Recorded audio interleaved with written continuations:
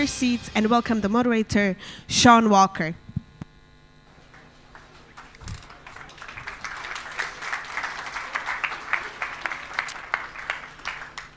Hi, good afternoon, everyone. Great to see so many people here for this panel. We're going to be discussing a question that it feels like, I mean, lived in Moscow for about 10 years, and it feels like the question people were always asking me is, when is Putin going to be finished? When is there going to be some kind of change of regime? What is the successor? And so on. Clearly, these questions have got a new urgency since the launch of the full-scale war last year, and we've got a really good panel of interesting, different speakers to discuss these questions and what the West can do or should be doing today. So I would like to invite to the stage Mikhail Khodorkovsky, Rosa Balfour, Nicolas Tenzer, and Valerie Hopkins. Where do I sit? Where do I sit?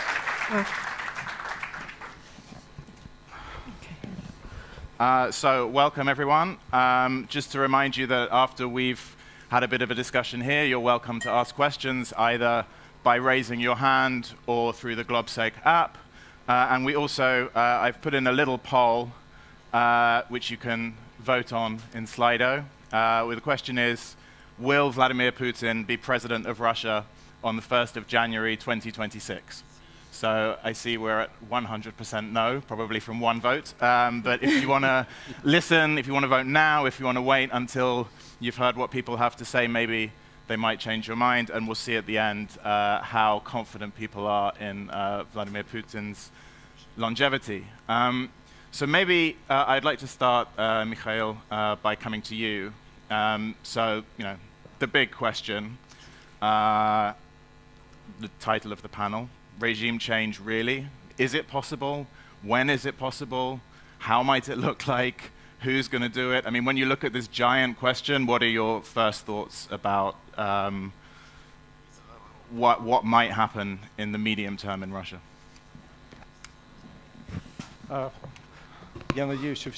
I hope that everyone has bread and butter with I will just say, themselves people ready need because translation from Russian and they don't have a headset. Raise your hand and people will bring them to you. You can have mine. You're welcome. Okay, because we have quite a few people who need translation, maybe I will come to you second once people have been able to distribute microphones. And I will instead come to my friend and colleague Valerie Hopkins, because I think of anyone on this panel, and probably of most people in this room, Valerie's spent time in Moscow more recently than us. You were there until just a couple of months ago. And I'm interested, we hear different characterizations of Russian society. Some people suggest that everyone's a secret oppositionist. Some people that it's a nation of patriotic Zed army that fully supports what Russia's doing in Ukraine. From your time in Moscow and your travels around the regions recently, how do you see the mood in Russia today? Thank you so much, Shaun, and thanks for the question. It's true, I left Moscow only on March 30th, the day they charged Evan Gershkovich for espionage. And I'm sure all of you are aware of his case, and I hope advocating for his speedy release for doing his job. What I found in Moscow and through my travels in the region was, I think, largely squares with a lot of the polling that we see. Obviously, individual polls themselves are not so reliable. But in my sense, there's sort of really a core of 20% of people who do support the war, who avidly support President Putin. On the other side of that, there's a 20% that's really opposed to the war. And in between, there are gradations of that, right? I found through conversations with random people that I couldn't always predict based on what job they had, what demographic they had, what gender they were. Based on my preconceived notions, actually, how many people surprised me with their responses, both being very in favor and both being very against. And I'll just give one example, which is I attended this rally in Luzhniki, the biggest stadium in Russia, actually. It seats 80,000 people, and outside, there's capacity for another couple 10,000. And what I found there, it was a rally that was timed to coincide. It was 2 days before the 1-year anniversary of the war. It coincided also with the Russian holiday celebrating veterans. And it was really one of the most bombastic, vitriol and hate-filled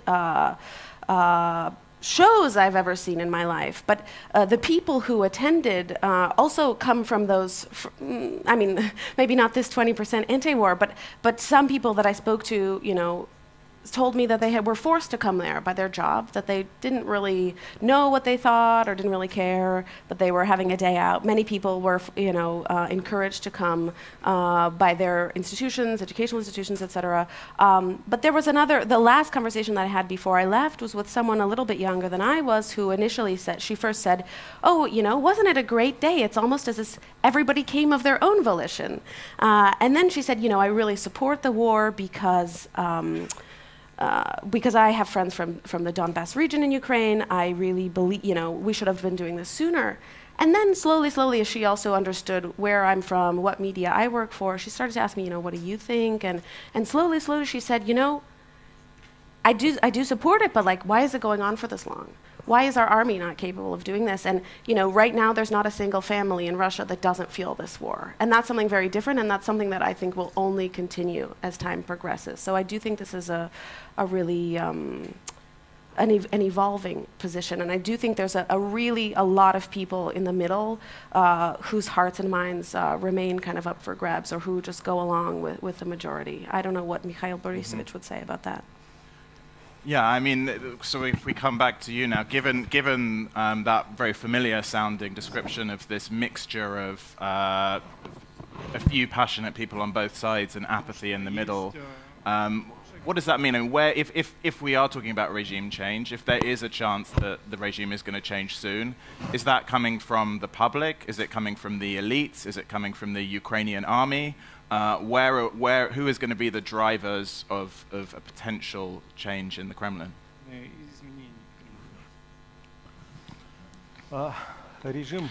Regime will change when Putin will die, and I think it's obvious for many that until he isn't going to die, then the regime simply won't change.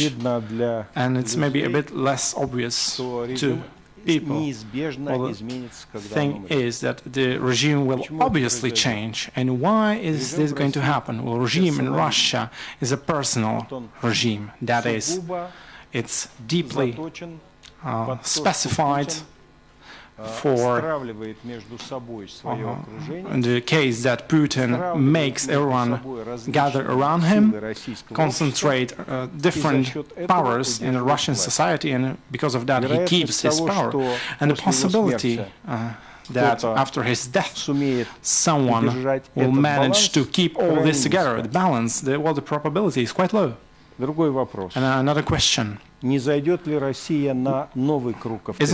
Russia going to get on the next level of authoritarianism after his death? Isn't this going to be a new regime which may or may not be authoritarian? This may or may not happen, but the main task that we and the opposition has before itself is to use this short period of time, which will be provided to us by faith when Putin will die. Those are going to be days, maybe weeks. And maybe, let's say, the question why Putin is going to die, maybe Ukrainians say that they will kill him. God God willing, it will happen. But Он может умереть по he may природным die причинам. because of Путину natural causes. 70 с He's небольшим, Сталину 70-something years old. 72 с Stalin died небольшим. when he was 72, and so on.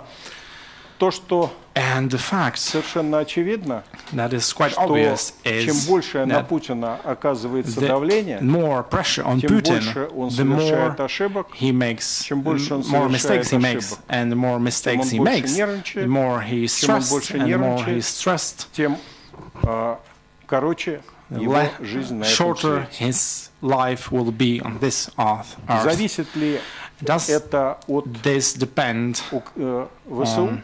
Да. Ukrainian armed forces? Yes. Украине In удастся case Ukraine сделать manages to do что будет something воспринято that как will be российским perceived обществом, by Russian society как as победа a victory Украины, или точнее of Ukraine, or rather said, проигрыш Путина, a loss for вероятность Putin, then the того, probability что of the fact that the национал-патриоты national patriots убьют Путина, will kill возрастает Putin радикально. Он will это знает dramatically increase, and he So you knows think as well. the most likely person, if we're talking about an unnatural death, it's more likely to come from, you said, I mean, national patriots. You don't think it's likely to come from inside the elites, or it's likely to come from the radical streets? Where do you see this, the biggest threat to Putin coming from? Его окружение, His его surroundings опора and на his support сегодняшний день for this это day, национал-патриот. those are national patriots, С кем он so-called. встречается чаще And всего? whom does he meet most of the time? Господин Патрушев, Mr. Patrushev, который, как вы who, знаете, as you may know, был нормальным человеком, was но just сейчас, normal похоже, person, but now he's similar. слегка сошел с ума It seems that на he почве went a bit mad западной based on so-called Western danger. Ковальчук, Kovalchuk который, собственно говоря, являлся одним из was идеологов one of вот the этого нападения на Украину, который, без сомнения, those who created the является ideology and национал-патриотом. created the Я в данном war случае in говорю не Ukraine. про He was also a national patriot. I'm not speaking about Mikhail, who is a half mad, but his the other one, you know, Кто не Prigozhin. знает старика Пригожина? Who doesn't know the old man У меня есть один Prigozhin? знакомый I have Пригожин, one который friend представляется Prigozhin всегда Пригожин, who не always тот. says that I'm Prigozhin, but not that one. Okay, well, I'm sure we'll come back to the figure of Prigozhin later, and I might disagree with you on whether Patrushev was ever a normal guy. But Rosa, I'd like to come to you next. You know, as I remember all the years that I was in Russia, it was a permanent fixture on state television that the West wants regime change in Russia. The West is trying to slice up Russia, kill Putin, install its puppets, and so on. And you know, it always felt like total nonsense. And I wonder now whether that calculus has changed, whether you feel that the policy now in Western capitals, and I'm sure it differs from capital to capital, but whether the policy is that we should be trying to focus on regime change in Russia, and whether there's what we can do, what the Western politicians can do to make that happen. Yeah, thank you very much for the question. I would say, and I'll just give a sort of very short answer and then maybe elaborate a little bit more. I would say not yet. The West has become very timid about its democracy promotion efforts of the past, precisely because of the backlash that has come from authoritarian states, because of the branding of foreign agents, of organizations, actors, and because of the laws that Russia and other countries have passed to block foreign funding and brand it as attempts for regime change. And then, of course, we have the long shadow of the Iraq War, so the West and certainly Europe has become a lot more timid in supporting democracy abroad. But I think the debate will have to change, and it's perhaps beginning to change. So the first thing to say is that while the West has united around the goal of supporting Ukraine, there are differences among countries and people, and with respect to Russia, you see a pattern of division between those who interpret this war as Putin's war and those who interpret this war as Russia's war. And those who interpret it as Russia's war argue that this is the consequence of 300 years of Russian imperialism, whereas those who interpret it as Putin's war see it as the consequence of an authoritarian state with a very retrograde and singular interpretation of the history of Tsarist Russia. But so those differences actually imply different views on policy. We saw it, for instance, with visa policy when many Russians, not necessarily the Russian opposition or not necessarily those who were vocally against Putin, but Russian middle classes, the people working in the tech sector started leaving Russia because they didn't want conscription. We saw several countries in the European Union, for instance, introduce visas and have a harder visa policy, whereas others had more of an open policy towards accepting Russians coming. So there are very clear and very practical policy implications.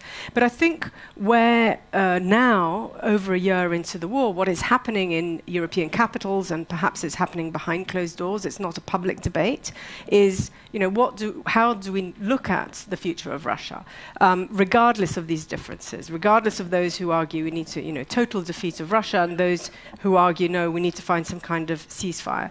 And the reasons are multiple.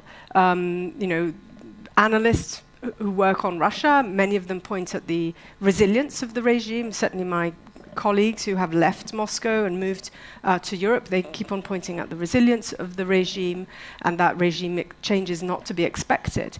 But you also have prospects of, Russia becoming increasingly tied up with China, with Iran, with North Korea, with Turkey, so supported, not necessarily isolated, actually having this sort of support, which could further strengthen the resilience of the regime. But also you have other parts of Russia on the Russian periphery that are, becoming weaker. We see what's happening in Armenia or in Kazakhstan. So, one could hypothesize, for instance, fragmentation on the Russian periphery and an inability of the Russian regime to have bandwidth to deal with crises in multiple places. And one can also, of course, hypothesize state failure in Russia. So several scenarios are open, and policymakers really need to think through what they want. I think from a perspective of the European Union, it's not in the interest of the EU to have a failed state on its border. Obviously, it's not in the interest of the EU to have, regime resilience. So it really needs to think about what the entry points could be. One is engaging with the Russian exiles, but also engaging with civil society in Russia, insofar as that is possible. And I think there are ways to do that.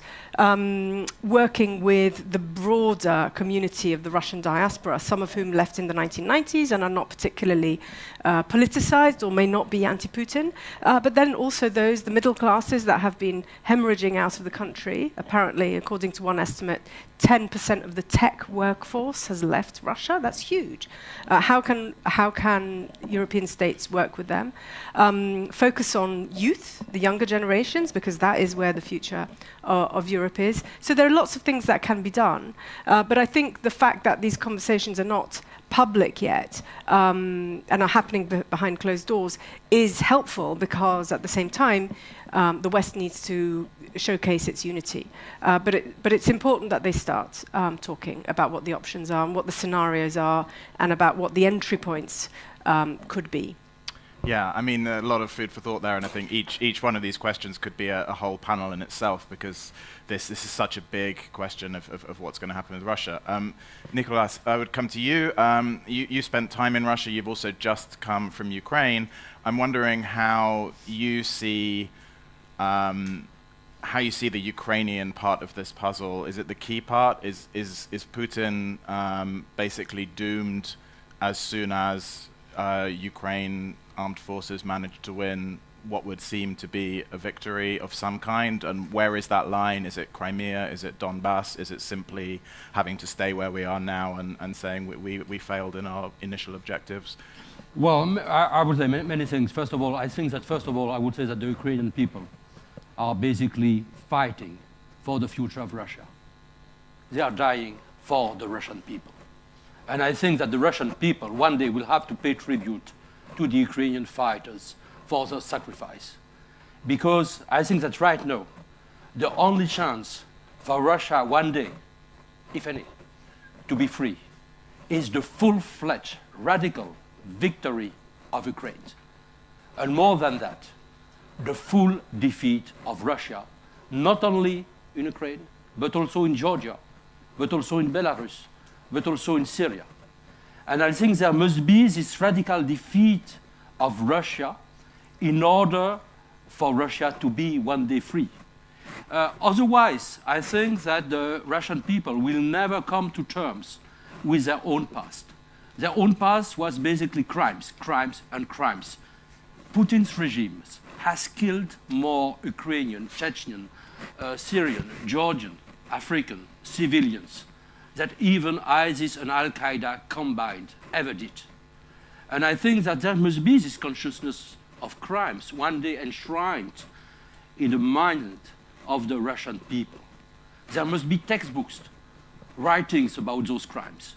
There must be some monuments on the Red Square paying tribute to the victim of Stalinism, but also to the Ukrainian, Syrian, Georgian, Chechen victims of Putin's regime. And I don't know if you remember the speech by the former German president Richard von Weizsäcker on May 8, 1985, 40 years after the end of World War II. And he said that basically the defeat of Nazi Germany was the liberation of Germany. And there must be in the consciousness of each of the German people the consciousness, but also the guilt of what they did. And I can also refer to the words of my president, former president, Jacques Chirac, on July 16, 1995, in which he acknowledged the crimes of France for its complicity to the deportations of the Jewish people from France.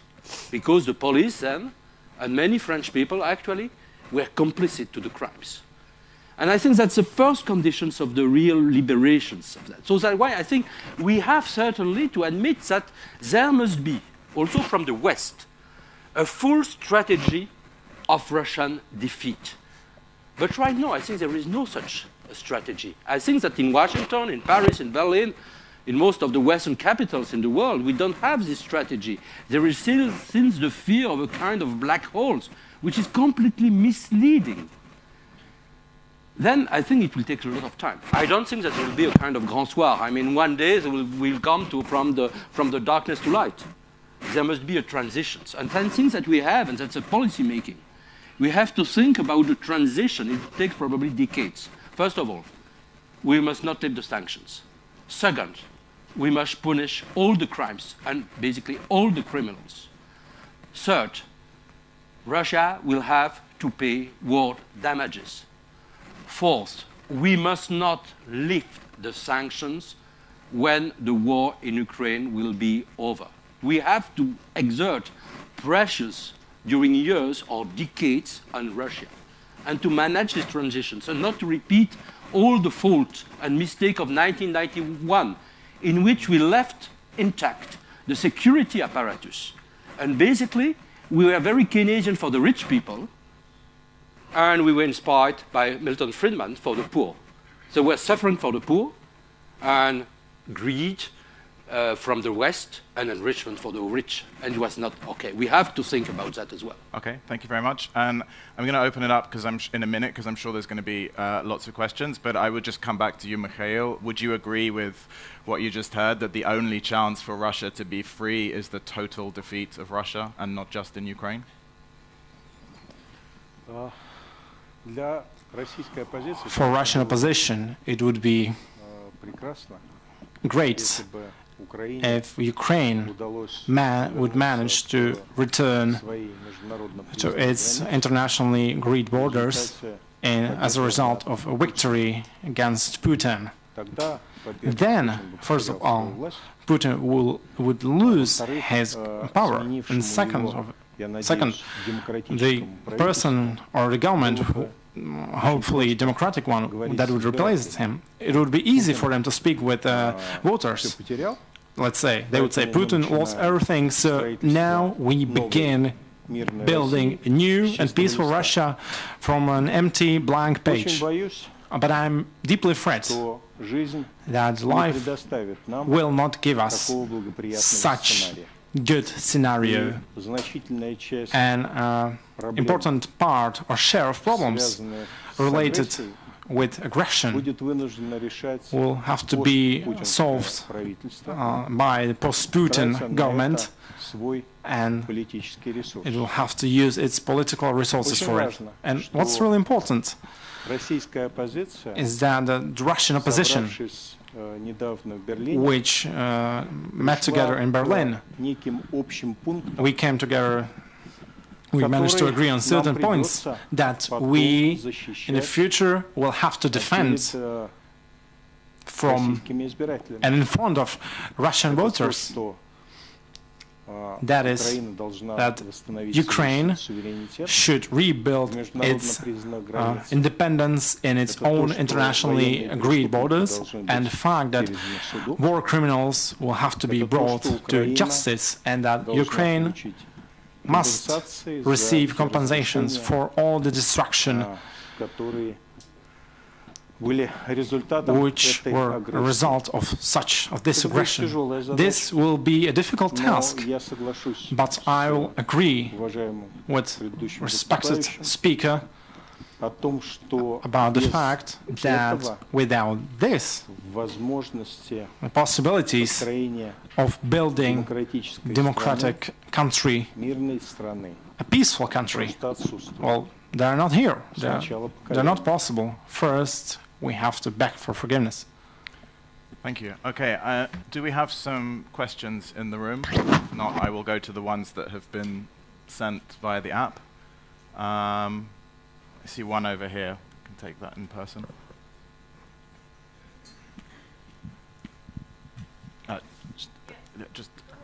Yeah. Thank you. Спасибо большое. Salome Samadashvili. I'm a member of parliament from Georgia.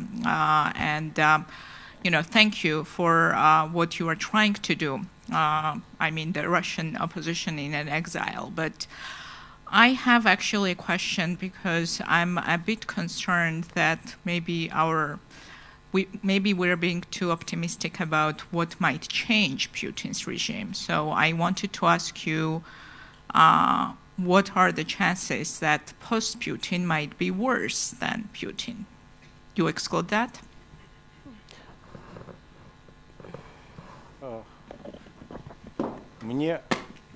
Me personally,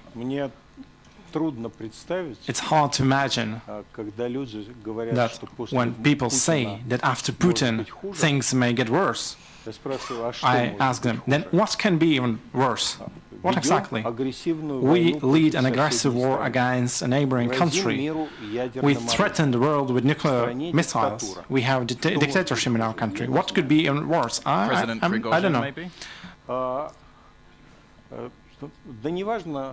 It's not important what the name of that person, but what else can he do? We scare each other with the fact that, let's say, Putin did not do something yet, but he may do so and so. No, he did everything that he could do. In case that he could do something worse, he would do it. After him, in any case, in all cases, it may not be better, but it will be different. And in case we manage to use this point, then it will get better. And all the work of Russian opposition is set so we would not miss this moment. In my life, it happened twice. In 1991, 1993, when the government was on its knees, but it was on its knees just for a short period of time. And yes, it's important that let's say, Prigozhin will not become part of such government. And I mean, just to the question of what could be worse, and I would ask this to you and to others who want to come in on it, it seems like this question of, which again is an impossible question, but this question of would Putin press the nuclear button? A year ago, we were hearing it a lot. Putin was making these demonstrative sort of waving it around in the air as a threat. And then as things have got worse, and as we've even seen, armed incursions into Russia and people dying, he's been very quiet, and we haven't heard him saying, this is the red line, I'm going to use a nuclear weapon. So does that mean he was completely bluffing all along? And when we're looking at this idea of regime change, is saving his regime something that he would be willing to go even that far for?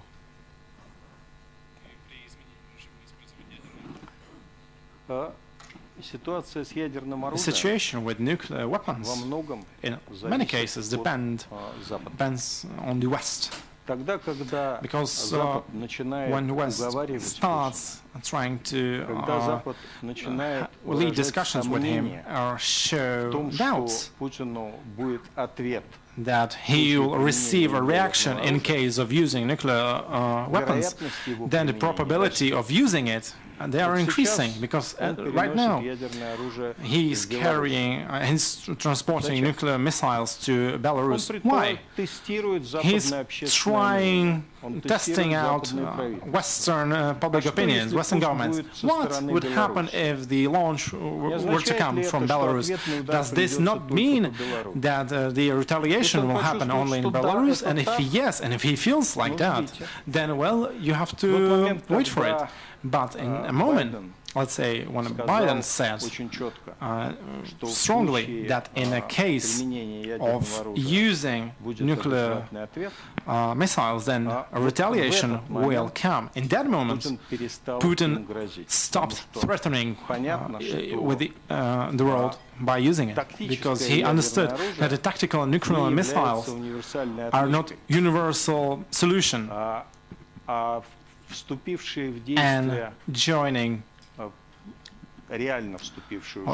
really, in case NATO would really join the war, then that's it for Putin. But he has to be absolutely sure that NATO will join the fight. Then he will definitely not use the red button. Well, first of all, I will just point out that, that's not the first time that Putin, is using a kind of nuclear blackmail, He used it many times since many years. And that's part also of the narratives of the Russian propagandists in the West, including in the French TV, German TV, British TV, to say, well, just we have to negotiate with Mr. Putin because otherwise he will rule to nuclear weapons. So please don't be fooled by this kind of narrative. Because in any event, I think, if he decided to use this nuclear weapon, he will die. And probably Mr. Putin doesn't want to die, immediately at least. So that's the first point. The second point is that we must not let Putin set the agenda as we did during 22 years. We have let Mr. Putin basically be the agenda setter. And we have been blackmailed during 22 years. We didn't react after the Chechen war. We didn't react after Georgia 2008. We didn't react in 2014. And right now, we are still not able, basically, not to remain halfway in our defense of Ukraine. We are still afraid of Mr. Putin, it seems, because we are not giving Ukraine all the weapons it needs. And because of that, thousands of lives of Ukrainian people disappeared. We could have saved them, but we are still blackmailed by Mr. Putin. So basically, I think we have to be very careful. Of course, we have to manage the nuclear threat. We have to watch very carefully what happens in Ukraine and in Russian soil. But we have basically to become the agenda setter. And we must have a long-term views for the liberations of the people of Ukraine, of Georgia, of Belarus, of Syria. But we must have the goal of a regime change. We must seek for the liberation of the Russian people, because that things that a world without Russia as it is now would be a more secure world and a better world. Okay. If no one else wants to come in on that, I'm going to go to one of the questions I've got that's come in on Slido, the one with the most likes, which we briefly mentioned him earlier. He's been sadly pretty unavoidable in the last few months. Is Prigozhin's Wagner group and the appearance of other small armed groups a sign of Russia's possible disintegration? And could Russia even end up with a civil war? Who would like to jump in on that? I mean, I can make a few comments, and I'm very interested as well in what Mikhail Borisovich has said. But I think the first thing to remember, we say Prigozhin's Wagner Group is something that is created and trained and funded also by Russian state resources. So, obviously, it's become quite powerful, but there are even limits now to their power, right? Prigozhin had the idea to go around recruiting in Russian prisons. He was now forbidden from doing that, and the Ministry of Defense has started doing that, right? So, it's very clear while he is able to mouth off quite regularly in his profanity-laced tirades against the leadership of the Ministry of Defense and those who are running the war, there are, of course, limitations to what he's doing. We've also, of course, seen smaller incursions into Russian territory now by smaller, very problematic armed groups of Russians. But, I mean, it still seems quite early to comment on them, but they don't seem to have an incredible amount of power, and they will need to. Right now, they rely on support from Ukraine, even though Ukraine, doesn't control everything they do. They still need to be physically located on Ukrainian territory in order to do these border incursions into Russia. So I think it's quite early to. I think we will continue to see more and more violence, possibly inside of Russia, as we've seen drone strikes today, and as we've seen more and more explosions on infrastructure, on gas pipelines. But I think it's also still quite early, and we do need to remember, how Wagner started. And I mean, on the figure of Prigozhin, do we see him? I mean, there seems to be two schools of thought. One, that he is, his role, which clearly was the case, was to be, angry at the elites, but loyal to Putin. And the big question is he always going to be able to stay in that role? I mean, presumably one day we're just going to wake up and find that he's been killed. But is there a chance that, in trying to create these different groups that were loyal to him but fighting amongst each other, Putin has created the forces that will bring him down?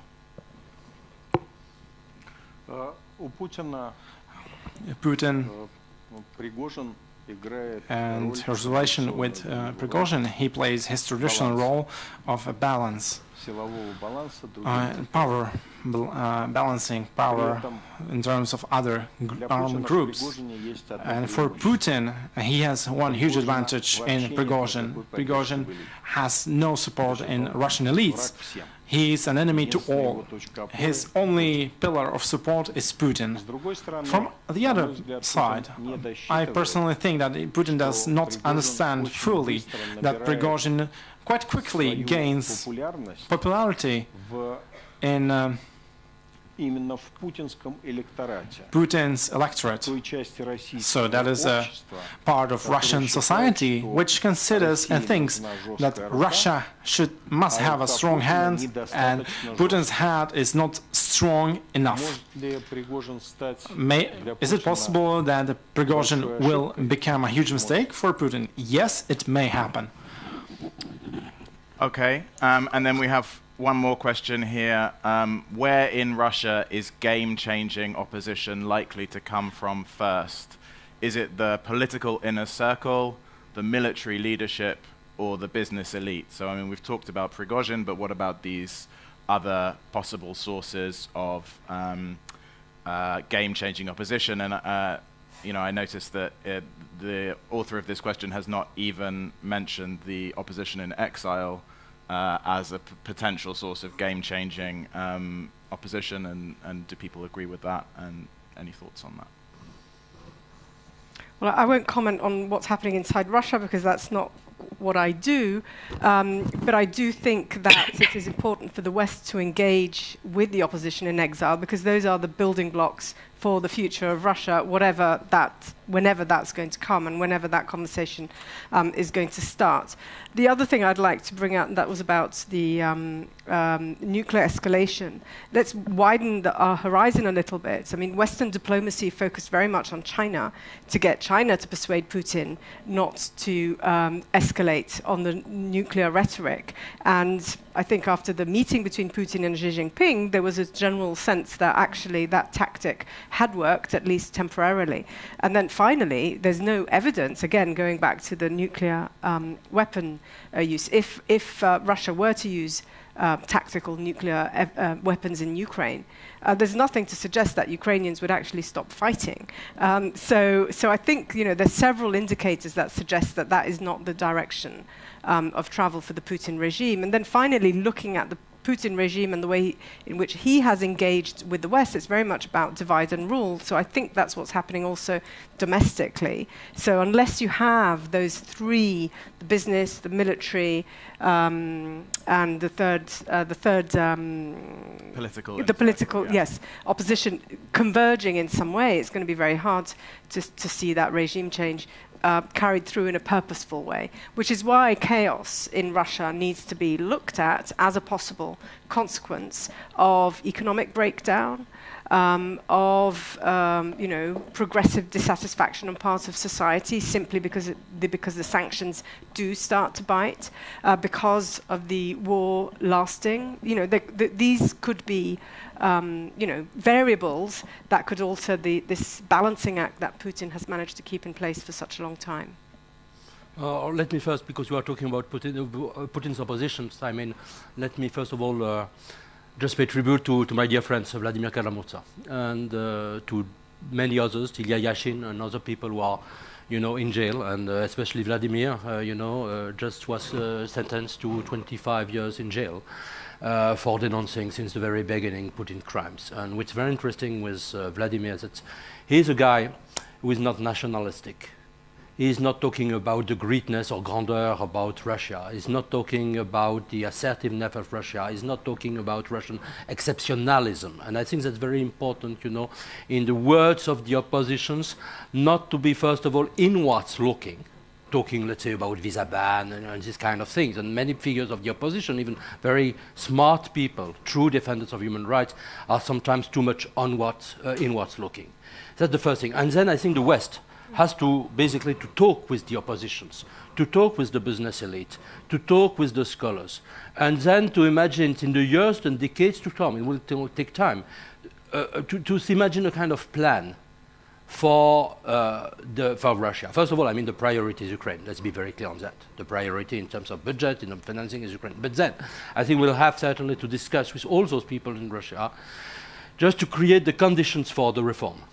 And also, I think we will have, through the media, to address directly the Russian people, to talk about, the misfortunes created by Putin's regime, because in terms, of poverty, great poverty, in Russia, in terms of economic development, in terms of schools, in terms of infrastructures, in hospitals, to see what happened with the COVID-19 crisis in Russia. You have very poor conditions. And the West has to talk, to say to the Russian people, well, we will be on your side if you are committed to recognize the crimes that were committed in your names. And I think that's a long story, but if we don't have the Russian strategy, as I said just before, we will never succeed.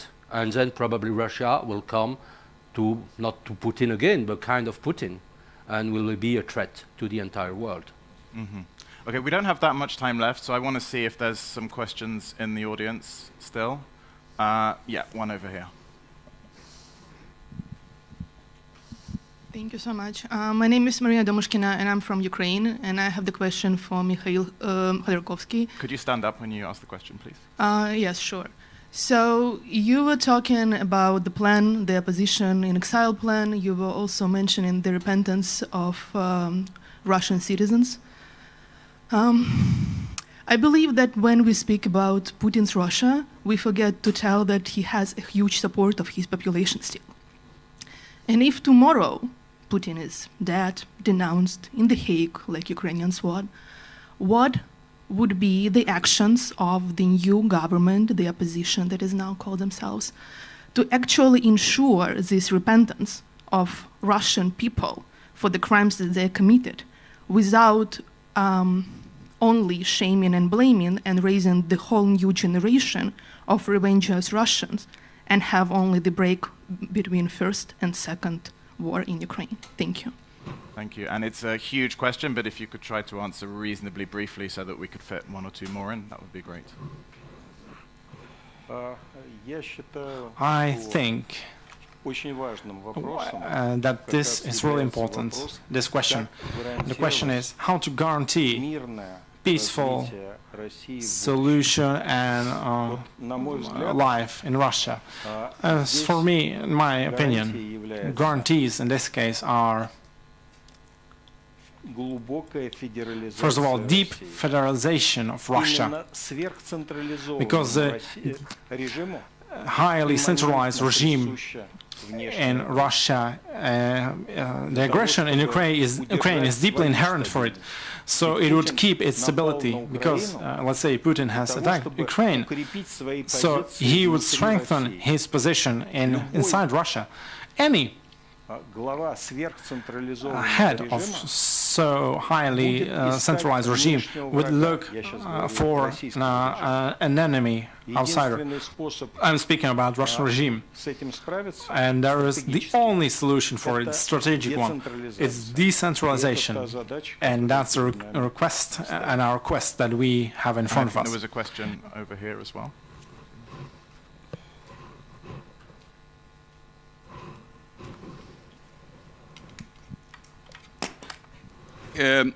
After the first anniversary of the genocidal war that Russia launched against Ukraine, a U.S. general on CNN said that we certainly helped Ukraine during that last year, but our help to the urgent calls by the president of Ukraine has essentially been as follows: no, no, no, yes. And despite this wavering and hesitancy, Ukraine has regained 40% of the territories that Russia invaded as of February 24, 2022. I think one of the myths that Ukraine's courage and defiance, resilience during this war has demonstrated and destroyed the myth that Russia is that superpower that should be feared. And isn't it time for us to close this business and ensure a Ukrainian victory in 2023?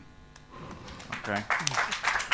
So that, I mean, I think you've already made it clear what you feel about that. That's, you know, I don't know if anyone wants to come in on this. The question of should the West be doing more? I think, you know, we've talked about that quite a bit. I don't know if anyone has a new point. Maybe briefly. Yeah, very briefly. First of all, I think that basically the Ukrainian people will be the example for the Russian people if there is a free Russia. First of all, the second thing is, of course, we have to do more. We have to finish the war, you know, before the end of the war, before the end of the year. Sorry, we have to do that. I mean, for the sake of the Ukrainian people, but also for the sake of the rest of the world. I think there is absolutely no other choice. So we have to step in, to act decisively. And certainly, that's a very concrete proposal, to send NATO troops in the soils of Ukraine while liberated. And it could start right now. Okay. Doesn't seem like that's where the debate is yet, but maybe the debate has moved a lot over the last year. Maybe that's where we'll end up soon. I'm going to take one more question that I have here, which is another question that we could have a 3-day conference about, but we're going to talk about for 1 minute. Which is the Russian Federation is a colonial power. Is there any chance of decolonization, which would mean dismantling Russia? And is that something that is desirable? Is that something the West should be pushing for? Or would that simply create chaos on the borders of Europe and it would be something that is not a desirable outcome? Okay, well, I think you know, it's absolutely fascinating to witness these debates about the end of empire, which is not just the Russian Empire, but also the British Empire, the French Empire. You know, it's very interesting that the war has opened the door to these debates, which also had gained a lot of ground in the context of Black Lives Matter. So there's a whole new debate about this. But I do think we should remember that we're also capable of carrying out peaceful transitions, and it doesn't all need to be, you know, total revisionism. I think Russia's war is a retrograde war, and that the 21st century and has shown, and the 20th century, the second half of the 20th century, have shown that there are other ways to carry through peaceful transition, state building, democracy building, and I think that's where we need to invest on. It's investing on those forces that will support political change, that will support political participation, that will support pluralist polities. That's what the West needs to do. Just one point on the timing, the time frame, and admittedly the West has been very cautious in its support, in its military support of Ukraine, because of the fear of an escalation, because of the way in which Russia used NATO as a fig leaf to justify the invasion. I think that time is over, and I think we've seen the West stepping up its commitment and its pledges towards supporting Ukraine in all forms and shape, from military support to offering a prospect of accession to Ukraine, Moldova, and potentially Georgia, and that is the direction of travel. But time is important, because I think if there is one thing that we can say about Putin's strategy is that he does believe time is on his side, and that for the West to keep this support over a long period of time is going to be hard. So the shorter this lasts, the better, in order to usher in all those other policies that can help Eastern Europe and Russia move on from this tragic period of history.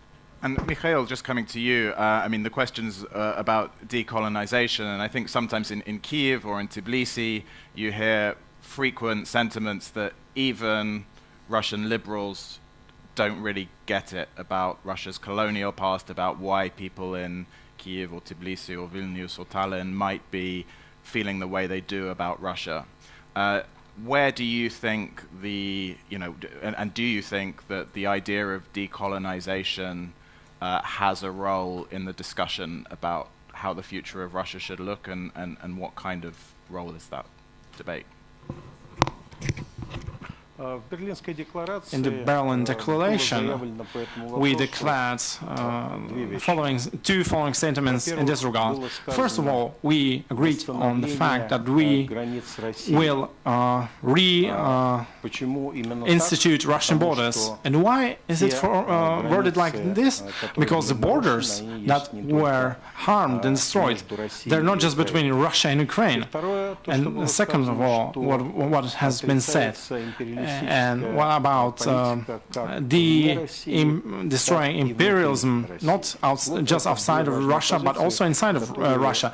Those are two important things that have become common to all democratic movements which participated in the Berlin Declaration. At the same time, we should not forget about real aspects and facts. The problem of self-declaration, independence of nations should be concluded in democratic manner, not by pressure from any side. Second of all, we have to provide and defend rights of minorities, any minorities, not only those who are fighting for their freedom, but also for those who may have another point of view when fulfilling those conditions. The question of changing republics and amount of republics in Russia can be solved. It's been a super interesting discussion. We're going to have to finish it, but I just want to bring up the poll which we had at the beginning of the discussion. It's the most competitive vote Vladimir Putin's ever taken part in, because 59% of people think that he will still be president on the 1st of January 2026, so not a huge amount of optimism in the room about this regime change, but 41% of you think that he won't be. It would be interesting to see the sub-questions of how you think he's going to be kicked out of office, but that's going to be a discussion for next time. Thank you so much, Mikhail, Rosa, Nicolas, and Valerie, and thank you all for listening.